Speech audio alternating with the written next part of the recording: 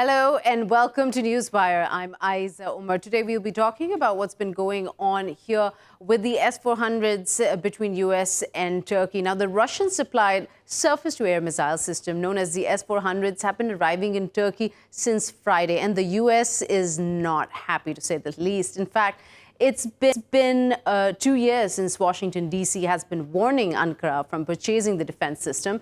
The U.S. Acting Secretary of Defense Mark Esper has already made a reprimanding phone call to his Turkish counterpart on the delivery, and Trump's administration is now deliberating over imposing sanctions. So what happens if U.S. does go ahead and impose these sanctions on Turkey? And also what we'll also be discussing is the real story behind Turkey going ahead with the purchase despite its NATO allies' warnings that have been going on, as we mentioned, for 2 years. So let me introduce here who we'll be talking to. We have with us Washington, D.C., Professor Herbert, Reginbogin, a U.S. foreign policy expert. And also we have with us Yusuf, Erim, analyst with TRT World, joining us from Istanbul. Good to have both of you again on Newswire. Welcome to the show. I want to start with you, Professor Herbert, just to kind of understand what these sanctions are. Tell us a little about this, the Act, the 2017 Act Countering America's Adversaries Through Sanctions Act, what does it exactly detail in terms of who can it be imposed on and what it can entail? It can be imposed by Congress, which in this case has already occurred, and it is about any country or groups that can violate the security interests of the United States. That's about basically what it's about. So a little bit on the deal with Russia. Now, Turkey obviously is a U.S. ally. It's gone and purchased from the Russian defense industry. So does this automatically put Turkey under sanctions from the U.S. and it's just a matter of time when those will come into effect? Well, it is a matter of time. You have a congressional legislation. The president can still veto it. He can delay it. He has a number of levels of procrastination. But eventually, yes, it has to be implemented. So is there any kind of possibility of a waiver or any kind of time period in which this could be reversed for an exceptional case? It can, if the president chooses, or if the Congress reverses its legislation. Mm-hmm. Okay, so Mr. Yusuf, tell us a little about what the possibility here when it comes to Turkey. President Erdogan has been very confident, at least recently. He has been saying a lot that he was confident about his friendship with President Trump, that he could use that to talk him out of any possible sanctions. What is the situation now that the S-400s have been started their delivery, they've been received by Turkey? What is he saying now? Just to elaborate a little on what my colleague from the U.S. was saying first, it's actually not Congress that's enacting the act. It's a group of intergovernmental agencies made up of the National Security Council, the Defense Department, and the State Department. They kick up a recommendation, a sanctions package recommendation to President Trump, and then he decides whether to sign it, whether to grant an 180-day waiver if it's in a vital national security interest, or he can delay the imposition of sanctions. Now, we have to remember the three bodies, intergovernmental agencies involved are also all Trump appointees, Trump aides. So President Trump does have some type of control over it, but it is legislation and he's gonna have to go forward with it. Now to your question, Ayza, obviously President Trump and President Erdogan have a good relationship. We saw that good relationship from the kind words that President Trump and the understanding words that President Trump commented on at the G20 meeting in Osaka, where he understood why Turkey bought the S-400. Now, will that translate into no sanctions or a watered down version of CAATSA? That remains to be seen, but we know that the diplomatic channels between Ankara and Washington right now are under very heavy traffic as both sides are talking. And the Turks are hoping that they're going to escape this with either no sanctions or a very watered down version. But regardless of what they're hoping for, Turkey has braced for the worst. We see that the financial markets have priced in some form of sanctions, so I don't expect any type of spike, hard spike in foreign currency or the stock market, decline in the stock market like we saw last summer when Turkey, individuals in Turkey, the Interior Minister and the Justice Minister was sanctioned due to the detention of a U.S. pastor named Andrew Brunson. Right. So I don't expect that type of spike. And the Turkish economy is recovering. The Turkish military sector has stockpiled F-16 parts and parts for other American weapons that they have. So Turkey's ready. So, but there's a big effect that the Turkish lira is taking. It's not just, of course, as a result of what's happening right now in terms of U.S. and Turkey escalations here on the S-400s, but just until last year, we have data which says it dropped by 30%. And in the first 5 months of 2019, it's also dropped 14%. So possible sanctions can't be good news for Turkey at all at this time, for President Erdogan especially. Sanctions aren't good news for any country at any time, especially when it's America applying them. Obviously, the global financial system is dominated by the U.S. dollar. Yes. And unfortunately, America, whenever they want to place sanctions on any country, it's more than just America placing sanctions. It's almost a semi-international sanctions that are being placed. Now, we have to realize that the Turkish economy has fared very well over the last 15 to 16 years up till 2018. Incredible growth, single-digit inflation. And after a while of supercharged growth, there does come a time when the economy does cool down. And in the end, the economy, it's cyclical. So there's peaks, there's troughs, and obviously Turkey's entering a period of slowdown. That was met with sanctions last summer and possible sanctions now. So the colliding of sanctions with the cooling down of the Turkish economy obviously is magnifying the impact of previous sanctions and possible future sanctions. And it's also adding to the heat of what the situation is, not just U.S. and Turkey.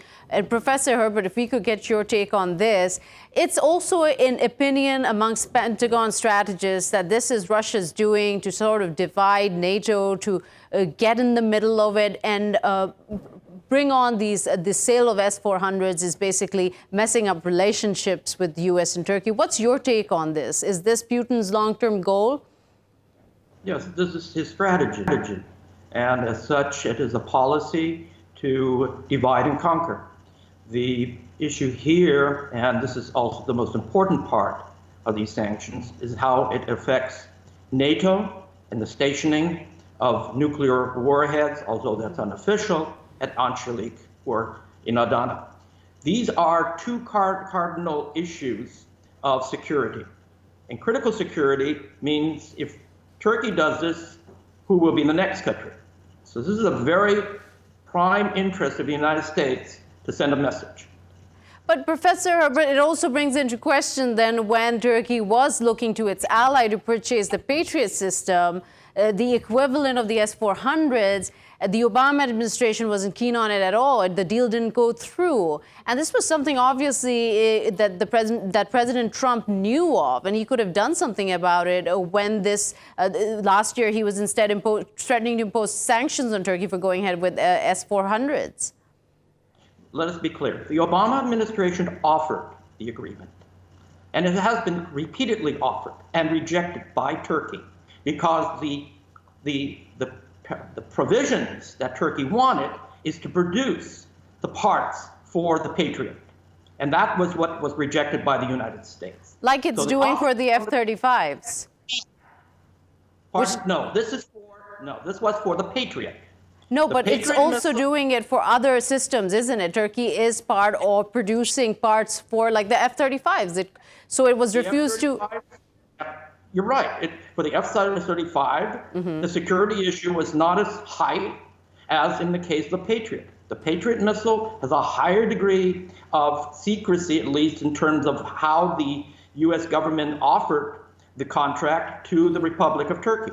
Okay. So, Mr. Yusuf, what's your take on the hype that is around that the U.S. is worried that if it sells F-35s to Turkey, which now owns S-400s, their sort of weaknesses of their superjet, their aircraft, will be compromised? How much of this is hype and how much of this is fact? We'll never know how much is hype and how much is fact, because Turkey offered to create a working group with the United States to bring technical experts in and examine the relationship of the F-35 and the S-400. They also offered to call in NATO experts as well, but the United States declined. They didn't want this working group. So we'll never really know the truth, because this working group was, the creation of this working group that was offered by Turkey was declined by the United States. Now, we have to also realize, regarding the security and the stealth of the F-35, Turkey is not only a customer, Turkey's a manufacturer and a partner in this project. The success of the F-35 is important to Turkey just as much as it is to the United States. Turkey plans on flying the F-35 for the next 2 to 3 decades in its Air Force. Why would Turkey want its #1 stealth fighter compromised to rival nations? If this technology was in the hands of the Russians, it could just as well easily be given to the Syrians, to the Greeks, to the Cypriots, all rivals of Turkey. So there's absolutely no reason to even think this, because it's not in Turkey's national interest, just like it's not in the US's national interest either. So also, Professor Herbert, NATO has concerns that this is a compatibility issue with the equipment. Also, it does not help Turkey play its role in cohesion with the other NATO members. What's your take on that? Do you think that this is the main concern that NATO has in terms of Turkey purchasing the S-400s? I think it's one of the concerns. Again, I think it's very important that the strategy of Russia is to divide and conquer. And if one country does have this kind of exception, other countries are to follow. Who is not to say that another type of military asset made in Russia would be purchased by a NATO member. I agree that the issue of a working group should have been established. At least it should have been better explained to the public. And moreover, what is important is that this is a NATO partner. And as a NATO partner, we should have the mutual ability to cooperate together on many levels, or explain why specifically this cannot occur. And I think this is paradoxical, as has been illustrated just now. Right. So, but Mr. Yusuf, Erdogan has not held back when he has expressed his sort of ongoing resentment in a way that, putting aside the S-400s issue at the moment, is that when there was the failed attempted 2016 coup, that U.S. could have helped and didn't. In fact, he was convinced the Obama administration had something to do about it. I mean, how much of this, and of course their strategy in Syria, has a sort of take on or effect on this relationship over this defense system? The deterioration in U.S.-Turkey relations has been building constantly over the last decade. I mean, before the coup attempt, we can go back to, I believe, 2002 or 2003. I don't remember the year, when the U.S. forces raided a Turkish outpost in Süleymaniye, put bags over the heads of Turkish soldiers and walked them out. Obviously, those images made its way to the Turkish media, and you know the Turks somewhat, and you know how much their military is important to them. Just the pictures of bags over their heads with American soldiers leading them out. Right. And that did hit a nerve, and it's something that's been going on for a while. But we're running out of time. So, Yusuf, very quickly to sort of summarize this, where does it take the U.S.-Turkey relationship from this point on, and especially in light of the ongoing conflict in Syria? Look, Turkish foreign policy is a representative of its people and what their people are thinking. I just saw a recent poll that showed the anti-U.S. sentiment. 81.3% of Turks view America as the #1 threat to Turkey. Why? Why is it 2 decades ago America was a country that was loved in Turkey? Now 2 decades later, it's #1 threat. I'm sorry, we're going to have to leave it at that. I very quickly get Professor Herbert, your point in here. As we can, Mr. Yusuf just highlighted here, the sentiment is not new. This is an ongoing trend. It's a pattern around not just Europe, but also in the Middle East. And now Turkey is an example here where anti-American sentiment is growing as a result of not just Trump's policies, but prior to Trump. Do you think that this is going to affect Turkey's membership in NATO? Is that at stake at the moment in this relationship? Is it further going to deteriorate? Yes, it has the potential of deteriorating. And I can't really explain how far that can go, possibly to, as was said, if the emotions on the ground are so high that it could lead to NATO requesting Turkey to exit. Okay, all right. So we'll have to leave it. We've run out of time here. Thank you so much, Professor Herbert and Mr. Yusuf, for joining us here on Newswire. We will take a quick short break. We'll be back, and when we are back, we'll be talking about what's happening in Syria.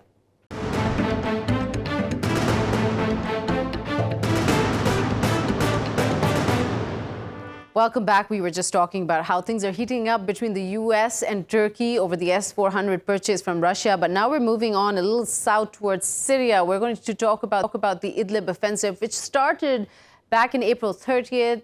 And this was after the ceasefire agreement between Russia and Turkey failed, essentially broke down, that heavy airstrikes and ground offensives were started by the Syrian regime and their ally with the Russian forces. Now, this is being debated that not much has been gained by the Syrian regime by these airstrikes, except for the fact that hundreds have been killed, or if not thousands, depending on which side you look at to see the numbers. Now, an opposition war monitor, Syrian Observatory for Human Rights, they say that about 2,500 people have been killed since April 30th, out of which 629 are civilians and 159 children. According to the UN, 330,000 people have been displaced from their homes as a result of the Idlib offensive. And of course, there are different reports coming out that say that militant forces are making quite an impact on Syrian government forces. In fact, numbers say that as many as 12 soldiers are dying a week in the past few weeks alone. So the question really is, which we will be addressing to our guests, is what gain is the Syrian regime making ever since the Idlib offensive? And is it time now to maybe get the regional powers together again to have another conversation over ceasefire, something more strong, more potent, and less at the cost of those civilians who are dying on a daily basis? Here, without further ado, I'd like to introduce our guests who are joining us from Victoria, Brazil. We have Mr. Paul Antonoupoulus, the managing editor at Fort Russ News. And also we have Mr. Navvar Saban, a military expert and researcher at Omar Center in Istanbul. Welcome to Newswire. It's good of you to join us. Mr. Paul, I want to start off with you with the basic question here. What is your take on what is happening in Idlib? How far do you think the Syrian regime has gotten? And in terms of what they say out, that they have made they've made great progress. They've got Idlib under control. They have defeated the militants. What's your take on it? How much of it to you is true and factual? Well, to address the first point, I don't think the Syrian government and their forces have ever claimed that they finally defeated the terrorist groups that are operating in Idlib. And there was never an announcement that this particular operation will be for the complete liberation of the province from al-Qaeda-backed forces. So with that in mind, though, however, they have made very limited progress. And when we look at it in the bigger picture, this is a direct result of Russia, Syria, Iran, and Turkey not being able to finalize any final peace in the province.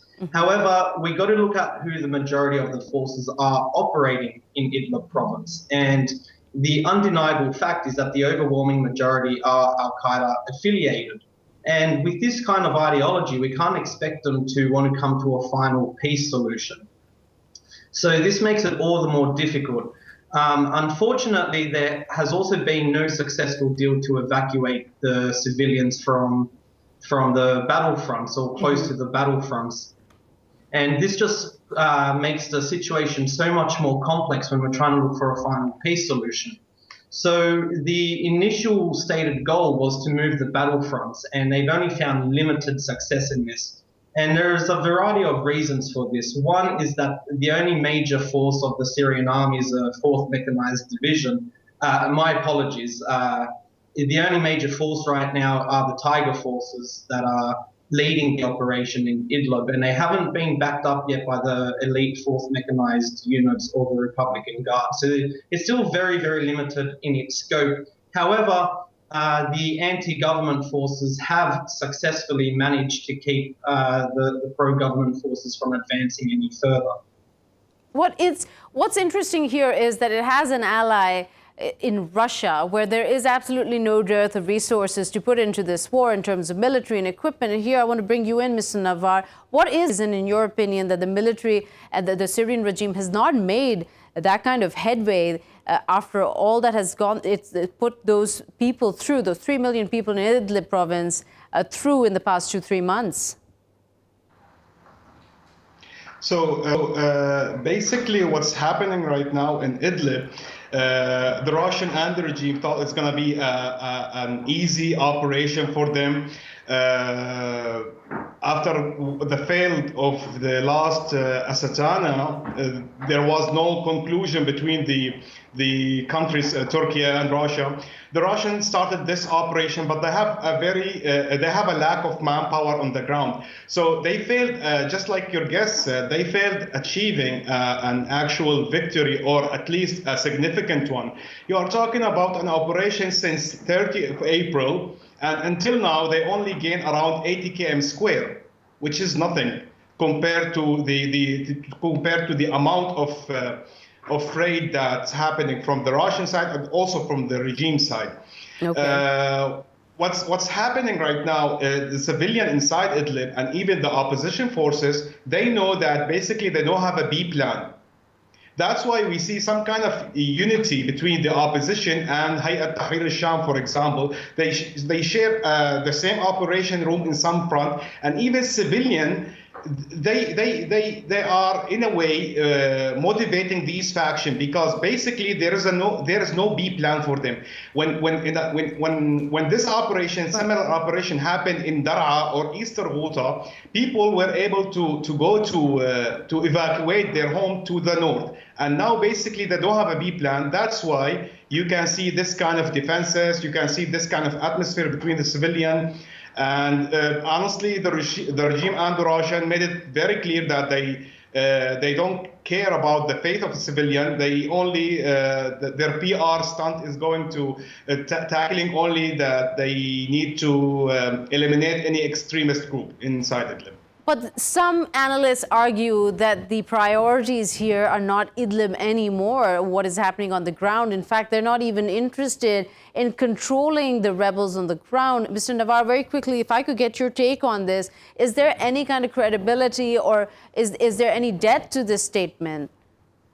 Yeah, actually, the whole operation is to put some pressure on the Turkish side. The Turkish side failed in achieving one of the main point of the DMZ agreement, which is patrolling, a joint patrol between the Russian and the Turk and the M4 and M5. So this is a very like strict issues for the Russian. They wanted to put some kind of pressure, and we saw that by when the regime targeted some of the Turkish observation point. So basically, the Turk strike back by allowing a lot of their affiliated factions such as National Army, Jabha al-Wataniya, to participate in the battle. So basically, it's a message between the Russian and the Turk. There is no, just like the analysis said, there is no actual target for controlling Idlib, at least for now, from the Russian. Okay, so there's no B plan, you're saying, and there's not enough boots on the ground. There's a lack of resources, something that both of you agree on. But Mr. Paul, just on the ceasefire agreement from December 2018 between Russia and Turkey, the violations were from both sides, weren't they? I mean, Russia is equally responsible for this offensive having to go forward. Well, to say that Russia's responsible for it, I would argue is incorrect, because Russia's made every possible effort to make a final peace in Idlib. However, like I mentioned earlier, the undeniable fact is that the overwhelming majority of forces operating in Idlib against the government are Al-Qaeda affiliated. So I highly doubt that Al-Qaeda affiliates are wanting peace. So I don't think these guys just want to pack their bags, cross back over the border into Turkey, return to Istanbul airport and go back to their homes. They're here to fight to the death. So this makes every possible peace settlement virtually impossible. So to blame Russia for ceasefire violations when Al-Qaeda forces are shelling their positions or Syrian government positions, has to be completely rejected. And just to emphasize on one point alone, another point, it's unfair to call it a regime when we consider that in 2014 they had open elections with opposition parties participating, and there was a Syrian participation of nearly 75%, which is more than any other election, the previous US election in the last 50 to 60 years. And on top of that, they were observed by international lawmakers and observers from countries like Brazil or Nicaragua or India or Uganda as well, who all pronounce it as fair and open. So on the point of regime, it's a little bit unfair to classify it as that. But moving forward with that as well, it's like I said earlier, it's a peace settlement is unfortunately almost impossible, and I think this will only be resolved with military means. Right. And Mr. Navvar, I don't want really into the 2014 elections, because the debate really here is about how far the regime has gotten with this offensive at the cost of those who have lost their lives, the civilians here. And then it really puts into question, Mr. Navvar, is what is the way forward? Now, Turkey plans to host a summit. It plans to have Russia and Iran on board to come together for another attempt on a ceasefire in Syria. What are your hopes for that, and what is already getting in the way in making that possible? First of all, just to talk about the Al-Qaeda, pro-Qaeda faction inside Idlib, the number that your guest said is not fully accurate.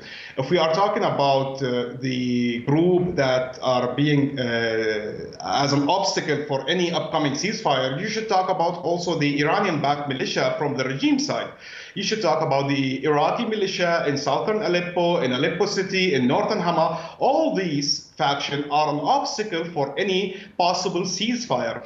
But basically, from the opposition side, they are these factions are with 3 to 4 million civilian, and as I said, they don't have a B plan. They simply cannot go to Afrin area or Euphrates Shield, because basically you are talking about 2,000 km square area, which is already full. So a ceasefire is something useful for even, let's say, even pro-Qaeda faction, because basically they are being eliminated, or their families, and despite being from different countries, they are being targeted by daily Russian raids. So wait, I'm trying to understand. You're saying the ceasefire will actually be counterproductive?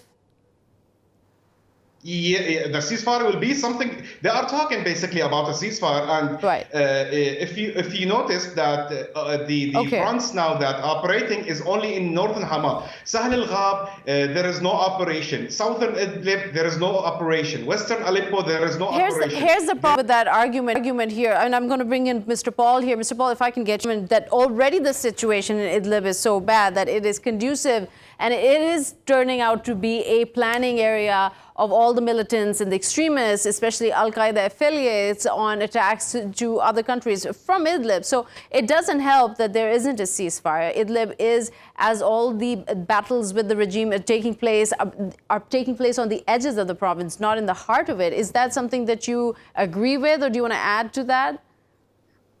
The only thing I would add is that any ceasefire is a good ceasefire. At the end of the day, no matter which position you are on this side of the war, you don't want to see civilians killed, and we want to see peace across the world. So any ceasefire is a good ceasefire, and hopefully, with a ceasefire, it can hopefully develop into a permanent peace. Yes, however, that's true. But if the intention is for a ceasefire, if the intention is for the people to be saved here, but here, I'm just going to quote, we heard from Hassan Nasrallah on Friday, the Hezbollah leader, who said, well, we weren't even asked to fight in Syria. So that's him basically saying that we have nothing to do with it. But he said something that really hit a note here, that it's not about who's gaining so much ground. It's the way this battle is being changed. The alignment is changing here. What's your understanding of what he said here, Mr. Paul? Well, to my knowledge, Hezbollah is not involved in this particular battle, and perhaps our colleague in Istanbul can confirm, because I'm not too sure, but to my knowledge, there's no other Shiite militias from Iraq or Iranian-backed that are involved in Idlib right now. So I'm happy to be corrected with that. it just complicates everything just to find a permanent peace. So you are correct that all the battles are on the outskirts of the province, and hasn't reached the heart of it yet, which is where the real devastation will happen once it reaches major towns like Khan Sheikhoun or Idlib city and whatnot.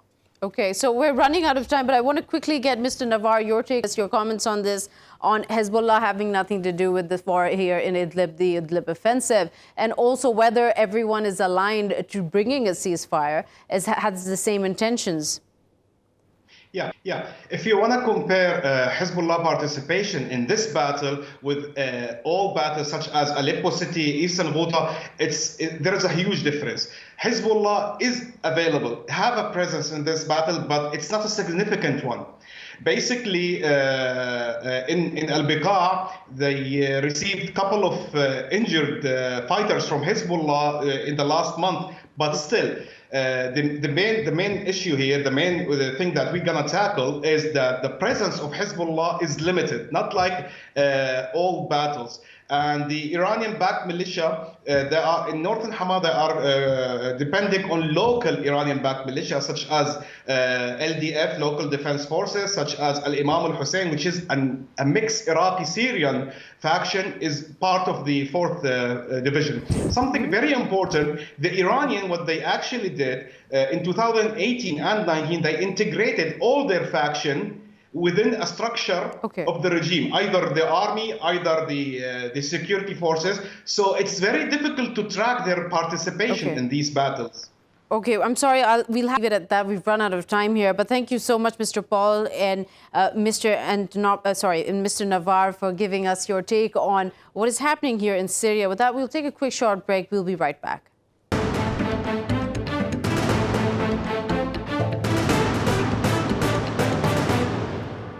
Welcome back. You're watching Newswire with me, Ayza Omar. Now, the United Kingdom's former ambassador to the United States, Kim Darroch, said that the U.S. President, Donald Trump, he pulled out of the Iran deal for personality reasons, essentially to spite Obama. Now, according to the British newspaper that published the leaked diplomatic cables that he wrote to London from May 2018. Now, this is, of course, created, as expected, a huge uproar in not just the media. It's really ticked off President Trump, who has called him a pompous fool and said he doesn't want to have anything to do with him, doesn't want to work with him. He had to resign. Obviously, like he said himself, it was impossible to do his job. So just to talk about not just what this essentially means for UK-US relations, but also in terms of where is this strategy headed for President Trump on JCPOA, if there is any iota of truth in this leaked statement, these leaked cables. So let me introduce our guests who are joining us. Comment on this. We have with us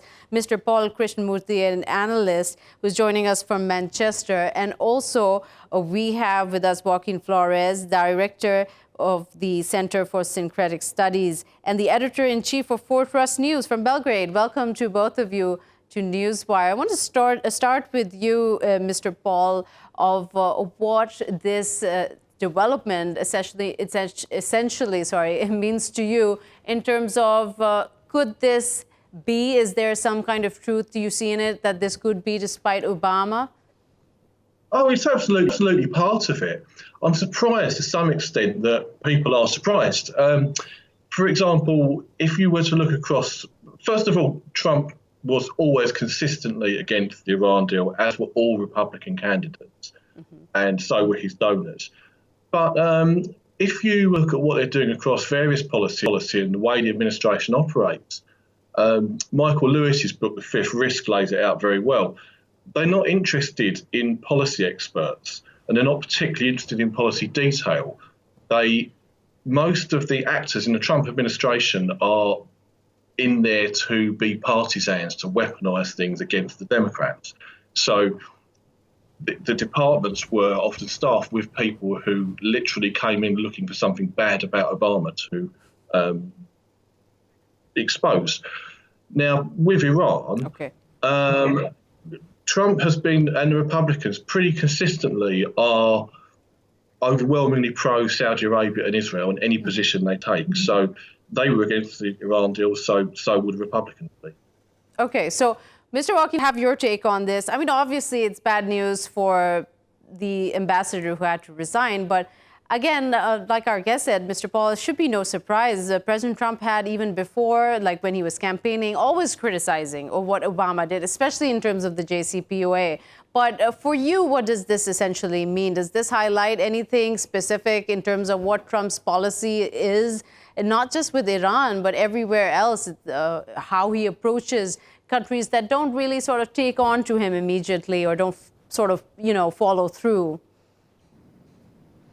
Yeah, I look at it as the specific criticism and how they're making it be about Obama's policy, to be a simplified version that voters and really the domestic audience in the United States can really wrap their arms around to understand a more complex dynamic. It's really Trump and versus really the rest of American governance, be it Democrat or Republican, actually have very different approaches to how to contain Iran. They don't disagree on the premise of containing Iran, but it's simply been that the Democrats have tried to approach it through a transatlantic process involving Europe to lure Iran into an increasingly pro-European and let's say, Western economic position from which they can be broken off of their traditional partners or their partnership with China and Russia by integrating into the European economy,